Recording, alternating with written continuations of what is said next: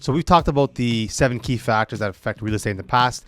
I want to quickly go through all 7 and kind of touch on what's happening in each of those segments of the market right now. So number 1, cost of ownership. Cost of ownership is still quite high, which means it should put some downward pressure on pricing. Number 2 is job security. We saw the unemployment numbers last month. They seem to be a little higher, so job security isn't the greatest right now either, which should also put some pressure on pricing. Number 3, population growth. We've seen the population growth in Canada and in the GTA. That should put upwards pressure on pricing. Number 4, supply. We still know that we have a shortage in supply, which also puts upward pressure on pricing. So far it's 2 and 2. 2 for upward pressure on pricing and 2 for lower pressure on pricing. Number 5, regulatory changes. We're seeing some of those coming into effect December 15th, which should initially make affordability better for first-time buyers, but in the end, that tends to increase the demand, which should also put upward pressure on pricing. 6, global factors. Still a lot of uncertainty there with war still going on, election in the US, so we have new leadership.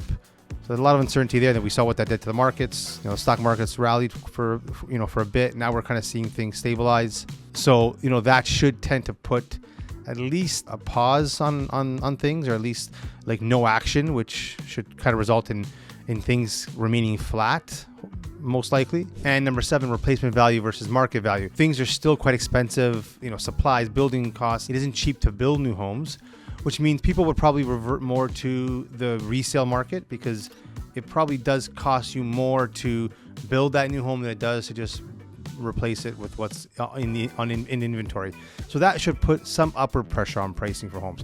But things seem to be fairly equal on both sides. Like maybe it's 4-3, which speaks to the fact that things have stayed pretty flat over the last year and a half or so. So if you're a buyer, I think you still have some time to get a decent deal in the market. And if you're a seller looking to really cash out or get a better return on your investment, you probably still have some time before that happens, because people are not getting top dollar in the market right now, generally speaking. So this also tends to speak to the fact that people are kind of waiting. Both buyers and sellers are kind of on the sidelines still. So the next 6 to 12 months is probably going to tell us quite a bit.